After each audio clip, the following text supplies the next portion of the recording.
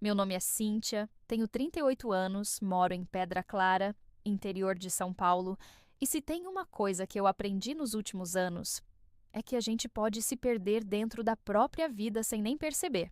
Às vezes a gente acha que está seguindo o caminho certo, que está fazendo tudo certinho, sendo forte, sendo dedicada, sendo aquela mulher que dá conta de tudo. Mas no fundo, a gente está só se apagando devagarzinho. Hoje eu consigo falar disso com mais calma, até com um certo alívio, sabe? Mas não foi sempre assim, não. Já teve muita noite que eu chorei escondido no banheiro, engolindo o choro para não acordar meu filho. Já teve dia que eu olhei no espelho e não reconheci quem estava ali. Eu falava, é só uma fase, isso vai passar, ele não é assim o tempo todo, mas era. E eu só não queria enxergar. Mas antes de tudo isso, antes da dor, antes da traição, antes de me sentir uma estranha dentro da minha própria casa, eu era outra mulher. E é estranho dizer isso, porque nem faz tanto tempo assim, mas parece que foram vidas diferentes. Eu olho para trás e parece que aquela Cíntia era uma conhecida distante, uma mulher cheia de sonhos, que acreditava no amor como se fosse conto de fada, que acreditava que se ela amasse muito, cuidasse muito, se doasse o suficiente, tudo ia dar certo. Eu vim de uma família simples. Meu pai era caminhoneiro, minha mãe cuidava da casa e dos filhos. A gente nunca teve luxo, mas tinha afeto, tinha respeito.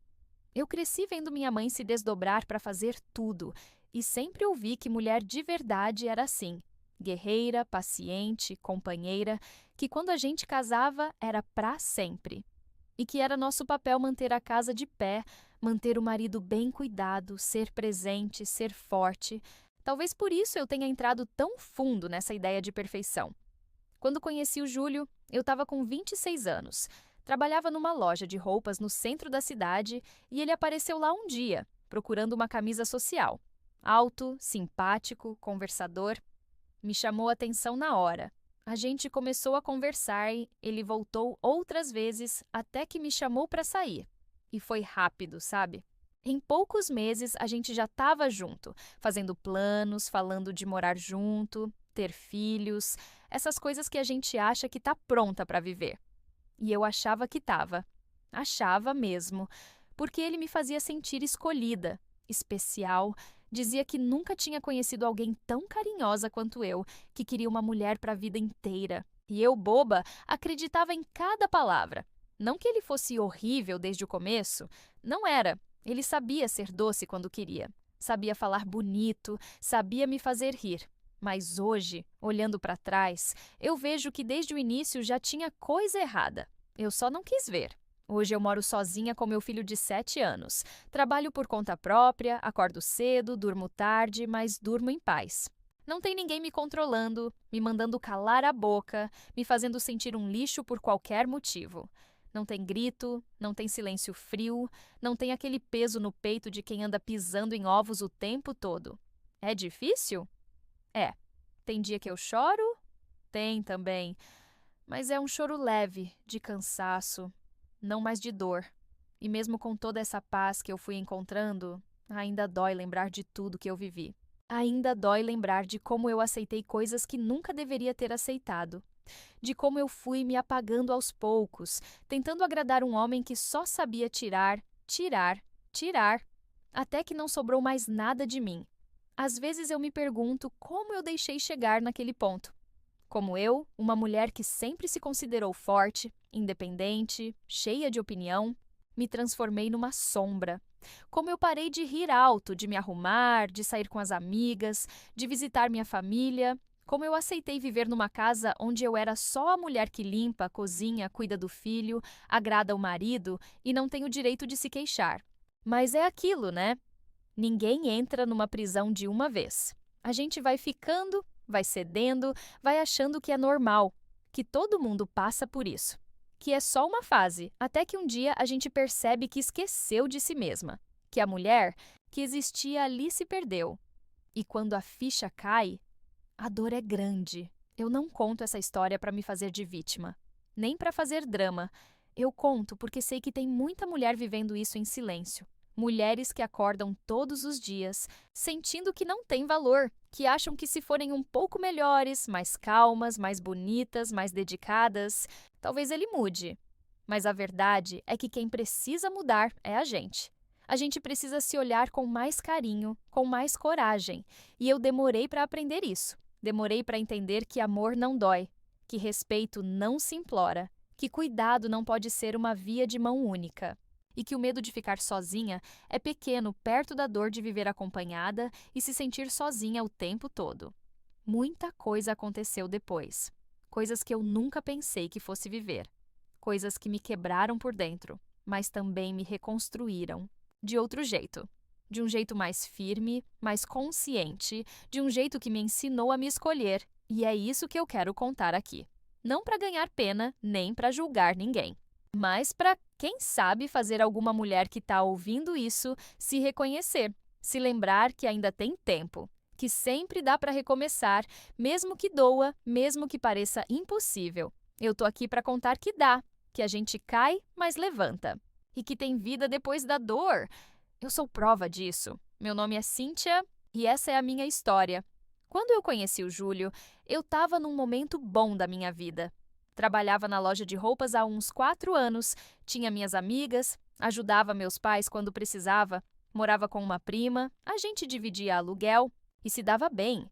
Não era uma vida luxuosa, mas era tranquila. Eu me sentia segura, no controle, sabe? A gente às vezes subestima isso, a paz. E foi justamente quando tudo estava indo bem que ele apareceu. Ele entrou na loja num dia de chuva, molhado, procurando uma camisa social para um casamento. Eu lembro até hoje da forma como ele me olhou, meio tímido, meio engraçado. Me fez rir. Logo de cara, a gente conversou um pouco e quando ele saiu, eu já estava com aquele friozinho na barriga. Ele voltou uns dias depois, dizendo que precisava trocar a camisa. Nem precisava, viu? Era só desculpa. E eu, besta, já estava esperando mesmo. Começamos a sair, primeiro só para tomar um café, depois jantar, e logo já estávamos grudados. Ele dizia que eu era diferente, que era calma, mulher de verdade, que gostava de coisas simples igual a ele. E eu acreditava, me encantei pela atenção, pelas palavras. Ele fazia planos, falava de futuro, dizia que queria uma mulher para construir uma família. E eu sempre tive esse sonho também. Família, casa, vida estável, essas coisas que a gente aprende desde cedo a querer. Não demorou muito, ele me pediu para ir morar com ele, falou que era bobeira ficar pagando aluguel, que ele já tinha uma casa no bairro Nova Esperança, que eu ia ter tudo lá. Não ia mais precisar pegar ônibus todo dia, nem trabalhar em loja se não quisesse. Disse que mulher dele era para ser cuidada, não para se matar de trabalhar para os outros. Na época, aquilo mexeu comigo. Eu me senti escolhida, valorizada. E no fundo, eu estava cansada também. Tinha aquela ilusão de que se eu me dedicasse só à casa, à relação, tudo ia ser mais fácil, mais leve. Aí fui. Pedi demissão da loja, avisei minha prima e me mudei para a casa dele. Minha mãe ainda perguntou se eu tinha certeza, se não era cedo demais. Mas eu bati o pé, disse que estava feliz, que era isso que eu queria. No começo, parecia que tinha acertado. Júlio era carinhoso, atencioso, me tratava como princesa. Acordava cedo, me levava café na cama às vezes, me elogiava quando eu fazia o almoço. Até os vizinhos comentavam como ele era bom marido. E eu acreditava nisso com todas as forças. Sentia que estava vivendo o início de um sonho. Mas aí, aos pouquinhos, as coisas começaram a mudar. Coisas pequenas, do tipo ele chegar em casa e não perguntar como foi meu dia. Começou a deixar de lado os carinhos, as conversas. Eu falava alguma coisa e ele soltava um tá, sem levantar o olho do celular. Se eu demorava para lavar a louça, ele fazia cara feia. E se eu comentava que estava cansada, ele dizia que não entendia o motivo, já que eu nem trabalhava fora. Eu tentava não dar importância. Pensava, é só uma fase, todo homem é assim depois de um tempo. Mas fui sentindo o peso das coisas. A rotina virou uma prisão. Eu acordava, fazia café, arrumava a casa, lavava a roupa, preparava almoço. À tarde era faxina, mercado, janta. Ele chegava e queria a casa limpa, comida pronta e silêncio. Se eu tentasse conversar, ele dizia que estava cansado, que só queria descansar em paz. Fui me afastando das minhas amigas. Ele não gostava que eu saísse sem ele. Dizia que mulher direita não fica em barzinho, que eu não tinha mais idade para isso. E eu, burra, aceitava. Comecei a achar que era mesmo errado querer sair, rir alto, vestir uma roupa mais justa. Me sentia culpada por querer coisas simples. Me anulava um pouquinho por dia, achando que era normal, que era isso que se fazia por amor. E quanto mais eu tentava agradar, menos parecia suficiente. Se a comida não estava do jeito que ele gostava, ele criticava. Se eu esquecia de comprar algo no mercado, ele reclamava. Nunca com grito, mas com aquele tom de desdém, como se eu fosse uma incompetente. E o pior, ele fazia isso com aquele jeito, calmo, que confundia a cabeça. Dizia que eu era sensível demais, que eu precisava parar de drama. E eu acreditava.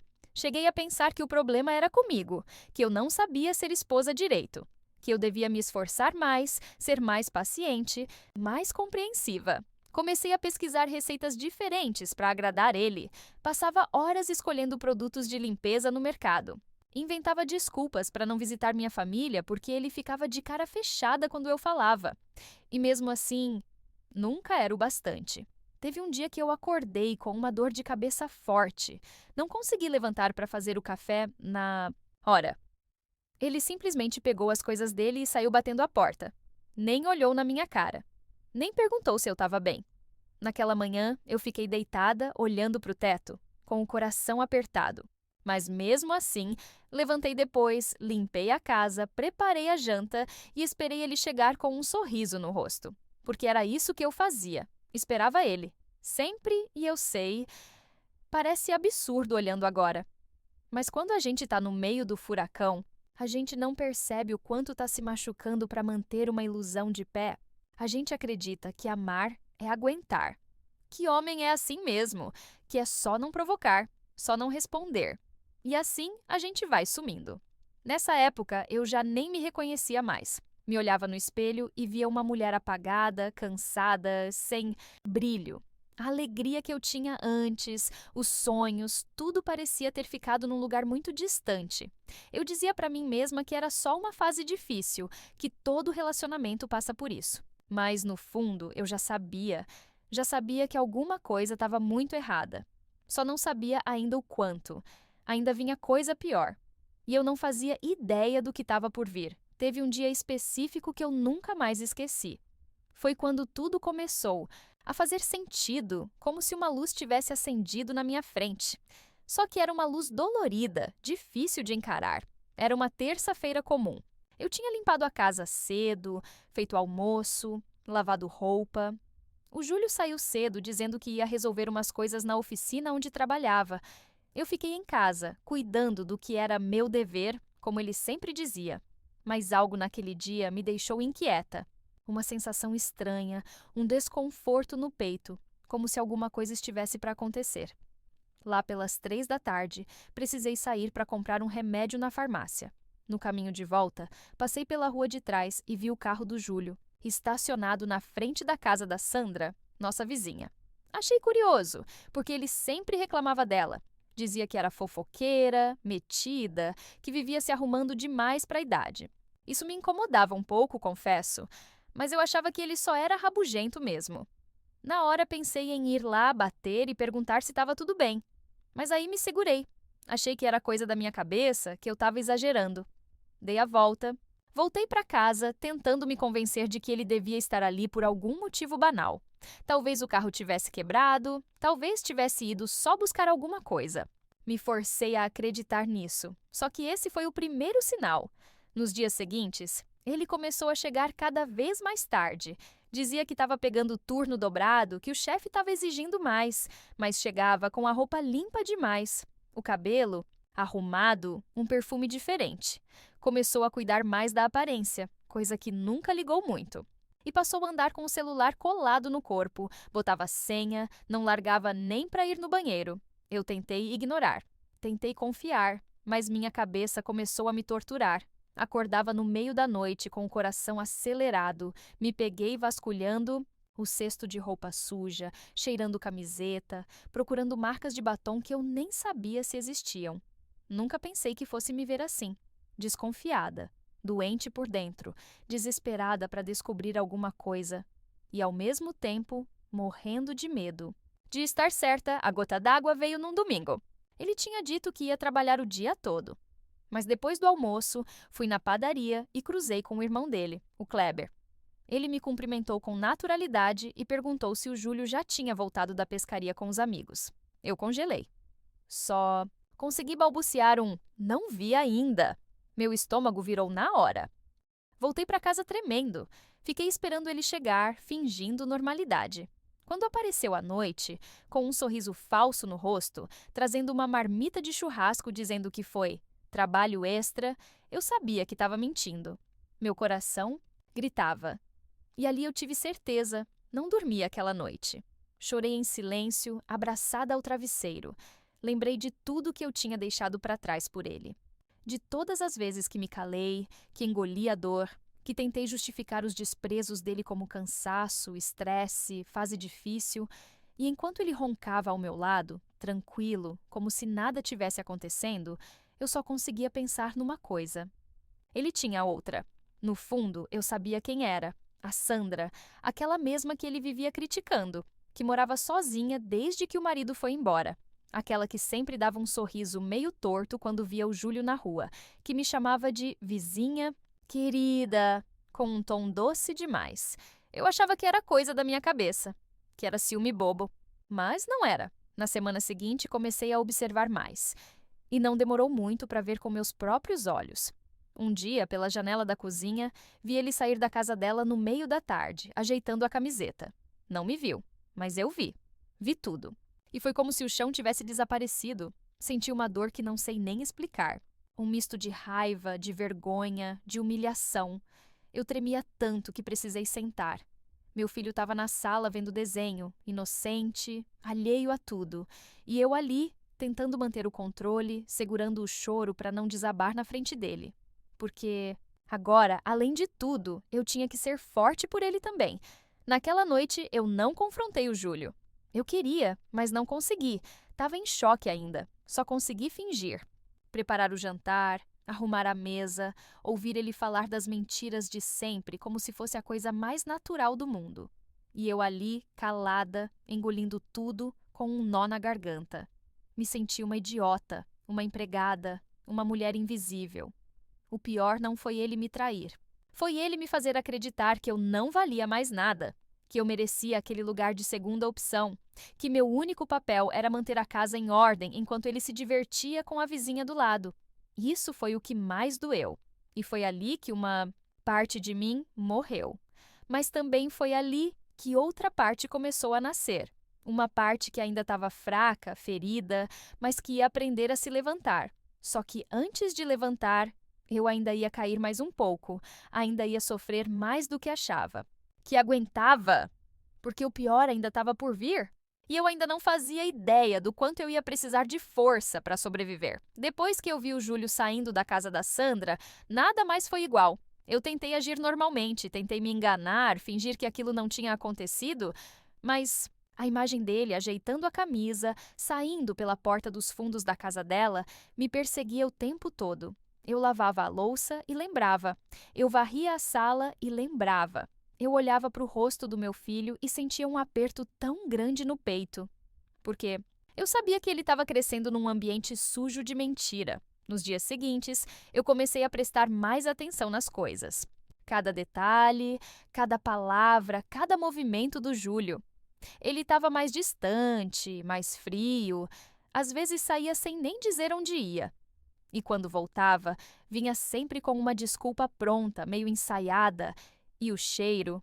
Eu comecei a sentir um cheiro diferente nas roupas dele. Perfume feminino, sabonete que não era nosso, coisas sutis. Mas para quem ama e tá desconfiada, nada é pequeno demais. Cheguei a pensar em confrontar a Sandra. Mas o que eu ia dizer? Que tinha visto? Que suspeitava? Ela era do tipo dissimulada, se fazia de boazinha, cumprimentava todo mundo com aquele sorriso sem vergonha, como se fosse a melhor vizinha do bairro. Eu sabia que se eu fosse tirar satisfação, ela ia fingir surpresa, fazer a sonsa, e eu ia acabar parecendo louca, histérica. Já me sentia pequena demais. Não queria me expor ainda mais. Uma noite, tomei coragem e resolvi olhar o celular dele. Esperei ele dormir, peguei devagar do criado mudo, coração disparado. A senha era a data do nosso casamento. Irônico, né? E ali, quando desbloqueei, foi como abrir uma ferida podre. Tinha mensagens, fotos, conversas com a Sandra. Ele chamando ela de minha morena, mandando beijo, dizendo que me aguentava por causa do filho, que ela era quem ele queria de verdade. Na hora eu quase vomitei. Meu corpo todo tremia. Eu me sentia suja, ridícula. Como é que uma pessoa consegue deitar do seu lado toda noite e viver uma mentira assim, na maior cara de pau? Eu tirei prints, salvei tudo, mas não fiz escândalo. Não naquele momento. Fechei o celular, devolvi para o lugar. Deitei de costas para ele e chorei em silêncio até pegar no sono. No dia seguinte, ele saiu cedo. Disse que ia na oficina. Eu fiquei ali, parada na sala, olhando para o nada. E tomei uma decisão. Liguei para minha mãe, contei tudo. Foi a primeira vez que eu desabafei com alguém. E foi como tirar um peso do peito. Ela ficou em choque, claro, mas me disse uma coisa que eu nunca esqueci. Filha, homem nenhum vale tua saúde. Você é mais do que isso. Ela pediu para eu ir para a casa dela. Disse que tinha um quartinho vazio que eu podia ficar lá até me reorganizar. Mas eu ainda hesitava. Tinha vergonha, medo do que as pessoas iam dizer, medo de tirar meu filho da rotina dele. E mais que tudo, medo de ficar sozinha. Porque por mais que eu estivesse sendo maltratada, traída, ainda era difícil aceitar o fim de um sonho. Porque a gente cresce ouvindo que a mulher precisa lutar pela família, que separar é fracasso, que a gente precisa perdoar, aguentar. Mas naquele dia, algo mudou em mim. Eu fui até o espelho do banheiro. Me olhei de verdade, coisa que não fazia há meses. Vi meu rosto abatido, meus olhos inchados, meu cabelo preso de qualquer jeito. E eu pensei, Cíntia, o que foi que fizeram com você? E a resposta foi clara. Não fizeram. Eu permiti.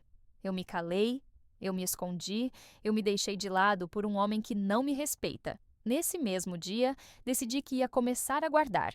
Dinheiro escondido. Peguei uns objetos meus e comecei a vender pela internet. Uns perfumes, roupas que não usava mais, juntei um dinheirinho e abri uma conta só minha. Também voltei a falar com uma amiga antiga que trabalhava em um salão de beleza, pedi para fazer uns bicos lavando cabelo, varrendo, o que fosse. Fiquei 2 semanas nessa, fingindo normalidade em casa, mas me preparando por dentro. Cada passo era uma conquista. Eu sentia medo o tempo todo, medo de ele descobrir, medo da reação, mas mais forte que o medo. Tava a vontade de sair daquilo, de me libertar, até que, um dia, ele chegou mais cedo do trabalho. Eu estava terminando de passar roupa e ele entrou no quarto com o celular na mão, sério. Na hora eu soube, ele tinha descoberto alguma coisa. Ele jogou o aparelho na cama e perguntou com aquela voz baixa e venenosa. Você mexeu no meu celular, né? Eu gelei. Tentei negar, mas ele não era burro. Disse que eu era doente, ciumenta, controladora. Que se ele estava com outra, a culpa era minha. Que eu virei uma chata, que não me cuidava mais, que só sabia reclamar. E eu ali, ouvindo tudo, calada, com o coração despedaçado. Mas sabe o que foi diferente dessa vez? Eu não chorei, não gritei, não implorei. Só olhei para ele e disse: Tá, então agora você vai ficar com ela, porque eu tô indo embora. A cara que ele fez, ele não acreditava. Achou que era blefe, que eu ia dar um chilique e depois ia fazer janta, como sempre. Mas dessa vez não. Eu peguei a mochila que já estava pronta debaixo da cama. Peguei meu filho, que estava no quarto brincando, e saí. Ele ainda tentou me seguir até a porta, dizendo que eu estava sendo dramática. Que era só uma fase, que a gente podia conversar. Mas era tarde demais. Eu estava ferida sim, mas já tinha começado a me curar. E a cura às vezes começa com uma porta batendo atrás da gente. Naquela noite, dormi na casa da minha mãe, no colchão fininho no chão, com meu filho do lado. E mesmo com o coração pesado, Eu dormi em paz pela primeira vez em muito tempo, mas a luta de verdade ainda estava só começando. Acordar no dia seguinte foi estranho. Era como se eu tivesse saído de um pesadelo, mas ainda estivesse atordoada, sem saber onde estava pisando. Olhei para o teto do quarto da minha mãe. Vi aquelas manchas de umidade antigas que sempre me incomodaram quando era adolescente. E pela primeira vez, aquilo me pareceu seguro. Meu filho ainda dormia do meu lado, abraçadinho, com aquele rostinho sereno. E eu chorei. Chorei baixinho para não acordar ele, mas chorei como se meu corpo estivesse esvaziando uma tristeza de anos. Não era só pelo Júlio, nem só pela traição. Era por tudo que eu tinha deixado de ser. Pela mulher que eu tinha enterrado dentro de mim, achando que era isso que uma mãe e esposa boa devia fazer. Minha mãe acordou cedo e preparou café. Sentamos as duas na cozinha, em silêncio no começo. Aquele silêncio de mãe que entende, sem precisar perguntar. Depois, ela me olhou e disse: Você foi forte, Cíntia. Agora começa a parte mais difícil, mas também a mais libertadora. E eu entendi o que ela queria dizer. Nos primeiros dias, tudo era um turbilhão. Júlio me mandava mensagens, algumas doces, outras agressivas. Dizia que me amava, depois dizia que eu tinha destruído a família, que eu estava sendo ingrata, que ele só teve um deslize. Chegou até a mandar mensagem para minha mãe, tentando se fazer de vítima. Mas eu não cedi. Eu li tudo, apaguei tudo e segui. Comecei a ajudar mais no salão da minha amiga. Era longe de ser o emprego dos sonhos, mas me dava algo que eu não sentia fazia tempo: dignidade. Eu voltava para casa cansada, com os pés doendo, mas com a cabeça erguida. Cada real que eu ganhava ali era uma prova de que eu podia sim recomeçar. Claro que nem tudo foi fácil. Tiveram noites em que o medo me dominava. Eu me perguntava como ia sustentar meu filho, como ia pagar aluguel depois que saísse da casa da minha mãe, como ia enfrentar a cidade inteira sabendo da fofoca. Porque no interior, você sabe, né? A notícia corre mais rápido que carro de corrida. E correram mesmo. Em menos de uma semana, já tinha gente comentando nas redes, mandando indireta, se oferecendo para ajudar, mas só querendo saber dos detalhes. A Sandra, a vizinha, postou uma foto com uma legenda cheia de alfinetada, algo tipo: A vida sorri para quem tem coragem.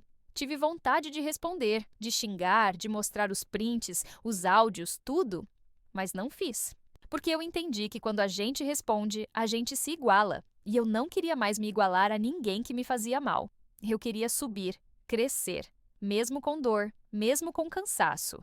Um dia, o Júlio apareceu na porta da casa da minha mãe. Do nada. Meu filho estava na escola.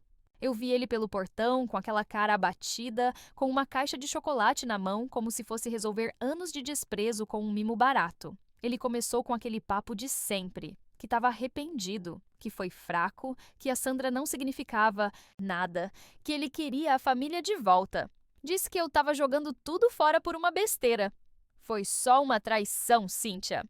Você vai jogar nosso casamento fora por causa de uma escorregada? Aquilo me deu uma raiva que eu não soube segurar. Eu olhei bem nos olhos dele e disse com toda a calma do mundo: Não foi só uma traição, Júlio. Foi um abandono diário. Foi me fazer de empregada, de sombra, de nada. Foi me fazer esquecer de quem eu era. Você me traiu todos os dias em que me tratou como se eu não importasse. E isso não tem chocolate que resolva. Ele ficou sem reação. Tentou insistir, mas eu fechei o portão na cara dele e me senti livre. Pela primeira vez, de verdade. Eu sabia que ainda tinha muito chão pela frente, que eu ia precisar trabalhar o dobro, criar meu filho sozinha, enfrentar julgamento. Mas naquele momento, eu soube que eu nunca mais ia aceitar menos do que eu merecia. Porque a mulher que ele tentou apagar agora estava viva. Ferida, sim, mas de pé. Depois daquele dia em que fechei o portão na cara do Júlio, alguma coisa dentro de mim se reorganizou. Não foi como se eu tivesse vencido uma guerra, mas foi como se pela primeira vez eu tivesse escolhido a mim mesma. E isso, para quem passou anos vivendo para agradar os outros, já é uma vitória enorme. Nos dias seguintes, ele ainda tentou contato. Ligava, mandava mensagem, às vezes tentava usar nosso filho como desculpa para conversar comigo. Mas eu fui firme. Quando precisava falar sobre o menino, era direto, seco. sem abertura para mais nada. Eu não podia mais me dar o luxo de me enrolar naquelas palavras mansas que só serviam para confundir.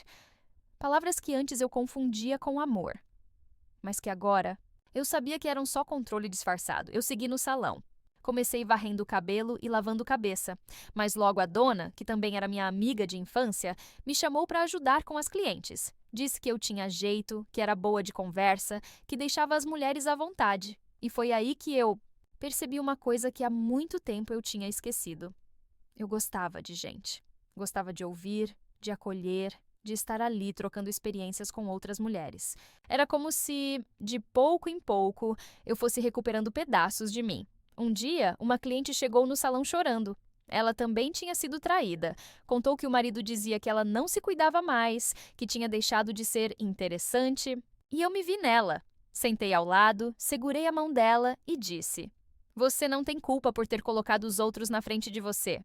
Mas agora é hora de se colocar em primeiro lugar." E quando eu disse aquilo, eu percebi que eu também estava ouvindo a mim mesma. Foi nessa fase que minha autoestima começou a mudar. Não foi questão de vaidade, não. Era mais profundo. Comecei a olhar para mim com mais carinho. Cortei o cabelo, coisa que não fazia anos. Passei a usar uma roupa ou outra mais colorida, mesmo que fosse usada, mesmo que fosse simples. E principalmente, comecei a me tratar melhor por dentro. Parei de me chamar de burra, de fraca, de idiota. Porque durante muito tempo, a voz do Júlio tinha virado a minha. Ele dizia que eu não prestava, e eu acreditava. Mas agora, eu estava trocando essa voz por outra, mais suave, mais justa, a minha de verdade. Com o tempo, consegui juntar um dinheirinho e aluguei um cantinho pequeno só para mim e para o meu filho. Era simples, mas era nosso. A primeira noite que dormimos ali, com o colchão no chão e tudo improvisado, foi uma mistura de medo e felicidade. Eu fiquei olhando ele dormir, abraçado, ao travesseiro e pensei: agora é comigo, só comigo. Era assustador, mas também era libertador. O mais difícil nesse processo foi lidar com a solidão. Não a solidão física, essa a gente até se acostuma, mas a solidão emocional. Aquela falta de alguém para dividir as coisas, para segurar na mão nos dias ruins. Teve noite que eu chorei baixinho, com saudade de ter alguém para me abraçar. E teve vez que pensei se talvez eu tivesse exagerado, se eu devia ter tentado mais, aguentado mais. Mas toda vez que essa dúvida vinha, eu lembrava da dor que senti quando li aquelas mensagens, quando me vi invisível na minha própria casa. E aí, a certeza voltava. Eu fiz o certo. Com o tempo, fui percebendo que a gente não precisa de um homem para se sentir amada. Precisa se amar. E isso parece clichê, eu sei. Eu mesma ouvia isso e achava que era papo de livro de autoajuda. Mas quando a gente sente na pele o quanto é ruim depender da validação de alguém que só sabe machucar, aí a gente entende o valor de se acolher, de se respeitar. Foi também nesse período que voltei a estudar. Fiz um curso online de design de sobrancelhas e comecei a atender em casa mesmo. As clientes do salão começaram a me procurar. Devagarinho, meu nome foi se espalhando. E aí veio uma coisa que eu não esperava: reconhecimento. Gente que me elogiava, que dizia que meu trabalho era bom, que confiava em mim. E isso me enchia de orgulho, porque era tudo fruto do meu esforço. Nada era sorte, nada veio de presente. Enquanto isso, Júlio foi se apagando. Soube por conhecidos que ele e a Sandra não duraram nem 3 meses. Ela largou ele depois que viu que ele não era nada daquilo que parecia. Ele até tentou voltar, mais de uma vez. Mas eu não era mais a mesma mulher que ele largou. Eu tinha mudado, tinha crescido e não ia voltar para trás por carência nenhuma desse mundo. Hoje em dia, quando olho para trás, ainda dói um pouco lembrar do que eu vivi. Mas a dor já não me define. Agora ela serve como lembrança, como prova de que eu sobrevivi, que eu saí do fundo do poço e construí minha escada com as próprias mãos. E quer saber? Eu me sinto bem comigo. Ainda não tenho tudo o que quero.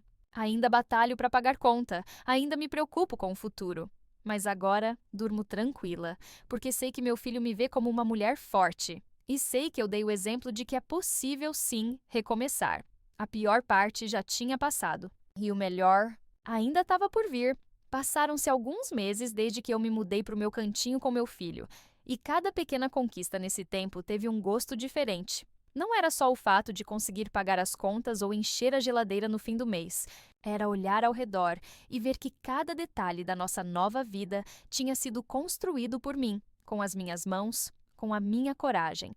O curso de sobrancelhas deu tão certo que eu comecei a pensar em crescer mais. Fiz outro curso de extensão, dessa vez de design de cílios, e investi no meu atendimento em casa. Não era fácil. Às vezes eu tinha que atender até tarde, com meu filho já dormindo no quarto ao lado e eu ali no improviso da sala, transformando o cliente em rainha. E aí algo que eu nunca imaginei começou a acontecer. Eu virei referência. Na cidade, uma conhecida chamou outra, que chamou a prima, que trouxe a vizinha.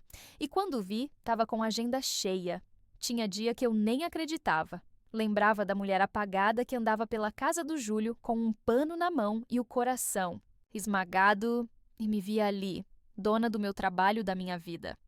Teve uma noite que eu sentei no sofá, o menino já dormindo, e eu olhei para o teto e pensei: será que eu tô mesmo vencendo?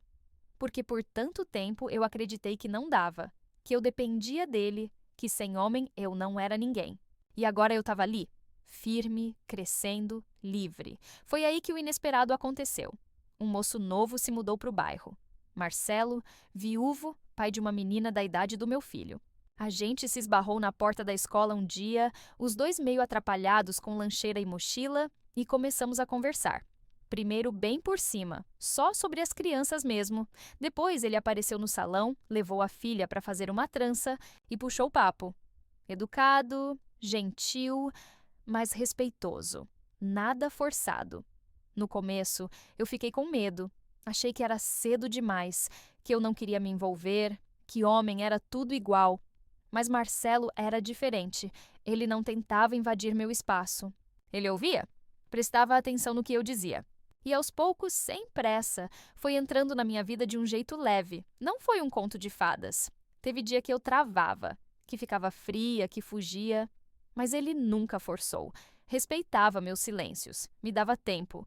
E eu fui percebendo que talvez eu pudesse sim voltar a amar, só que agora do meu jeito, sem me anular, sem deixar de ser eu. Não apresentei ele para o meu filho logo de cara. Esperei. Quis ter certeza. Quando apresentei, foi natural. Os dois se deram bem, riram juntos, jogaram bola na pracinha e ali, vendo os dois brincando, eu senti um nó na garganta. Não de tristeza, mas de alívio, de ver que depois de tanto sofrimento, a vida estava me oferecendo uma chance de ser feliz de novo. Mas o mais bonito foi perceber que, mesmo sem o Marcelo, eu já estava bem. Que eu não precisava mais de alguém para me sentir completa. Eu estava com ele porque queria, não porque precisava. E isso, para mim, foi a maior prova de que eu tinha mudado. Que eu tinha voltado para mim. Minha mãe dizia que tudo tem seu tempo. E eu aprendi isso na marra. Aprendi que depois da tempestade, a gente pode sim florescer. Não como antes. Melhor, mais forte, mais sábia. Hoje eu olho para minha casa, para o meu trabalho, para o meu filho saudável e feliz e sinto uma paz que não sentia há anos. Não é uma vida perfeita, não. Tem dias difíceis, contas apertadas, cansaço, mas agora eu tenho voz, tenho escolhas, tenho dignidade e isso ninguém mais tira de mim. Hoje, quando acordo e vejo meu filho correndo pela casa, rindo, sem saber do peso das minhas cicatrizes, eu me sinto em paz. A vida ainda não é fácil, eu ainda tenho minhas lutas diárias, mas eu sou outra mulher. Eu sou uma mulher que aprendeu a se respeitar, que entendeu que a verdadeira força está na capacidade de se reerguer depois de tudo o que a vida nos tira. E se tem uma coisa que eu aprendi, é que a nossa maior conquista não é encontrar alguém, mas nos encontrarmos. Eu me encontrei. Claro que a dor de tudo o que aconteceu ainda está aqui, guardada em algum lugar dentro de mim. Não tem como apagar o que vivi. E eu também não quero esquecer. Cada lágrima que chorei, cada erro que cometi, tudo me fez ser quem eu sou hoje. A mulher que não se dobra, que não se anula, que sabe o seu valor. Eu sou grata pelo que a vida me ensinou, mesmo que de forma difícil. Se não fosse por tudo o que vivi, eu não teria conhecido minha própria força. Eu teria continuado a viver para agradar os outros, me esquecendo no processo. Mas não. Hoje eu sei o que sou capaz de fazer. Eu sei que sou suficiente. Júlio, que um dia foi o meu tudo, agora é apenas uma lembrança distante. Não de rancor, mas de algo que ficou no passado. Eu me libertei. E a cada dia que passa, me sinto mais forte. Mas o mais bonito disso tudo é ver que meu filho está crescendo num ambiente de amor, respeito e dignidade. Ele me vê sim, mas ele vê também o exemplo de uma mulher que, com todas as dificuldades, soube se levantar. E isso, para mim, vale mais do que qualquer coisa. Eu sei que muitas de vocês que estão assistindo passaram ou estão passando por algo parecido. Sei que muitas mulheres se sentem sozinhas, perdidas, como se não houvesse saída. Mas acreditem, sempre existe. Sempre existe uma chance de recomeçar, de se redescobrir e, principalmente, de se colocar em primeiro lugar. Porque você merece ser feliz. Você merece viver sem medo, sem dor, sem vergonha. Eu sei que a vida pode ser difícil, mas eu também sei que você tem dentro de si a força necessária para virar a chave. Não importa o que aconteceu antes. O importante é o que você escolhe fazer agora. A mudança começa com você, e eu sou a prova viva de que é possível recomeçar. Se você se sentiu tocada por essa história, se também acredita que é hora de se reerguer e conquistar a sua felicidade, se inscreve aqui no canal. Tem muito mais histórias como a minha, histórias de superação, de coragem e de recomeços. E não se esquece de deixar o seu like, porque com ele você mostra que está com a gente nessa caminhada. A gente não precisa de perfeição. A está. Gente só precisa de coragem para continuar. E você tem toda essa coragem dentro de você. Obrigada por ouvir a minha história. Estamos juntas!